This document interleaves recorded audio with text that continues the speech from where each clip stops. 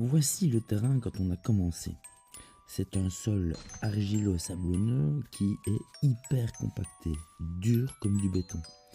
On a commencé à la pelle et c'était tellement dur qu'on n'avançait pas du tout. Alors après 2 jours de travail à la main, avec déjà des cloches, des ampoules aux doigts et aux mains, on a estimé que ça allait certainement nous prendre au minimum 3 semaines en travaillant sans arrêt à ce rythme-là. En plus, nous étions très mal outillés. En Thaïlande, pas de bêche, ni de pioche, et vraiment pas facile de trouver une bonne pelle. Je n'ai trouvé que des tout petits outils pas très efficaces pour creuser des trous à la main. J'ai quand même fini par trouver une bêche commandée sur internet, mais le sol était vraiment très dur. Alors, on a pris la décision d'engager un ami qui travaille avec une tractopelle. On a demandé un devis et pour aménager tout le potager avec un étang de 3 mètres de profondeur et étaler les terres autour et terminer les rigoles d'évacuation, eh bien, ici en Thaïlande, figurez-vous que ce n'est vraiment pas cher. Donc pour 5000 bahts, soit environ 125 €, seulement 125 € pour s'éviter 3 semaines de galère. Donc voilà, il n'y avait pas photo, nous avons fait venir la machine car ça allait nous permettre de faire beaucoup mieux et beaucoup plus vite. Donc en 2 jours, c'était fait. Ici, on commence à creuser le trou et aucune surprise, le terrain est bien argileux jusque tout au fond. On essaye de faire une sorte de forme arrondie, pas trop rectiligne, mais on essaye aussi de faire des entrées sur les côtés, des 2 côtés, 2 entrées dans l'étang. Hélas, vu le peu de surface disponible, on ne peut pas vraiment faire ce qu'on veut. Nous avons les limites des murs quelques mètres plus loin, on ne pourra donc pas creuser aussi large qu'on voudrait. On réutilise les terres du trou, bien sûr, pour rehausser le terrain pour le potager et donc avoir une bonne terre qui sera utilisable pour les bandes de culture et les plantations des arbres. Alors ici en Thaïlande, avec la saison des pluies, on a l'habitude de remonter les terrains pour les mettre plus en hauteur si on veut cultiver. Car pendant la saison des pluies, beaucoup de terrains sont inondés. Il y a de l'eau qui coule partout et si vos cultures n'aiment pas avoir les pieds dans l'eau, c'est préférable d'y penser à l'avance. Sinon, on se retrouve avec toutes ces eaux et ça ne va plus du tout pour cultiver, bien sûr. D'où ce fameux Kong Nong Na Model, c'est le nom du modèle thaïlandais de résilience dont je vous parlerai certainement dans une autre vidéo. C'est un modèle de résilience qui a été promu par le précédent roi de Thaïlande, le roi Rama IX. Figurez-vous que c'est un modèle qui est proposé à chaque habitant thaïlandais. Le gouvernement leur offre même des primes pour pouvoir aménager leur terrain de cette manière s'ils le souhaitent, pour simplement pouvoir améliorer leur résilience. Oui, vous avez bien entendu, en Thaïlande, l'autonomie de la population est encouragée. Et c'est peut-être bien le seul pays au monde qui se préoccupe de la qualité de vie de ses concitoyens.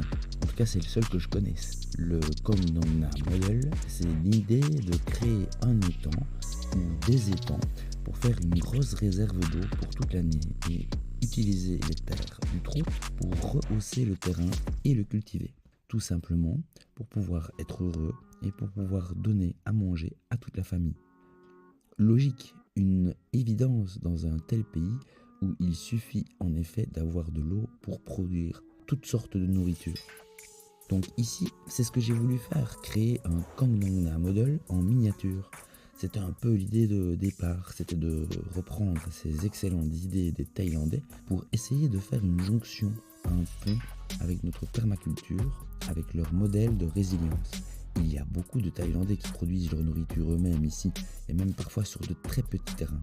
Parce qu'ici en Thaïlande, les terrains sont très chers, surtout dans les zones touristiques comme celle dans laquelle je me trouve actuellement. Je dirais même que c'est presque aussi cher qu'en Belgique. C'est très touristique ici, dans le sud en tout cas, donc il y a certainement une concurrence avec les étrangers et les lobbies touristiques, ce qui fait monter les prix. Alors voilà, maintenant notre étang est bientôt terminé. Comme d'habitude, les Thaïlandais nous montrent ici leur motivation au travail et leur persévérance. Ils sont arrivés assez tard dans l'après-midi et alors ils assument, ils essayent de terminer le travail jusqu'à ce qu'ils ne puissent plus en fait. Hélas, il n'a quand même pas su terminer et il est donc revenu le lendemain matin pour finir la petite rigole qui permettra au trop-plein de l'étang de s'écouler vers la sortie du terrain. Donc, nous voilà déjà prêts pour commencer à recréer un sol vivant et fertile. Malgré les limites de ce petit projet, nous avons réussi à créer quelque chose d'extraordinaire. Un petit jardin productif pour bientôt nourrir toute une famille, avec des fruits de toutes sortes, papaye, mangue, melon, pastèque, citron, maïs, figues, jacquier, pommes sucrées, fleurs, des légumes, choux d'hiver, salades, haricots, courges, piments, aubergines, herbes aromatiques, et j'en passe, mais aussi des fruits secs, comme les noix de cajou. Lorsqu'il va pleuvoir, ce trou va se remplir très rapidement, et une fois qu'un petit écosystème aquatique se sera établi, alors nous pourrons introduire des poissons, principalement des tilapias et quelques autres poissons dont nous parlerons plus tard. Nous veillerons à ce que quelques plantes aquatiques s'installent, mais sous contrôle, pas n'importe lesquelles et pas trop, pour aider les poissons à trouver un habitat sécurisant ainsi que de la nourriture. Car oui, c'est quelque chose à quoi il faut déjà penser maintenant. Ce sera d'ailleurs le point faible de ce premier petit étang, puisque nous n'avons pas beaucoup de larges bordures sur les berges où pourraient s'installer les plantes aquatiques. Alors pour la fin, si vous aimez rigoler un peu, vous pouvez terminer cette vidéo pour observer comment le machiniste Ty remonte sur son camion.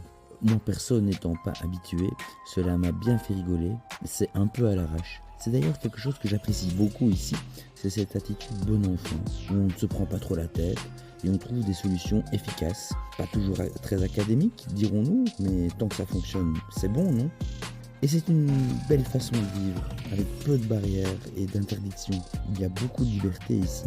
Et quand on vient d'Europe, ça offre une bouffée d'air vraiment extraordinaire. Ça n'a l'air de rien, mais ça change beaucoup. Il y a beaucoup moins de règlements, moins de paralysie, plus de potentiel à tous les niveaux selon moi. Avec mon expérience actuelle, c'est mon ressenti de la Thaïlande aujourd'hui. C'est d'ailleurs un des nombreux aspects qui me fait apprécier énormément l'ambiance de ce pays et qui me donne envie de rester. Il y a un tel potentiel de créativité. À suivre donc dans une autre vidéo. Si vous avez apprécié ce partage, il vous suffit de liker et commenter et vous abonner si ce n'est pas déjà fait. À très bientôt.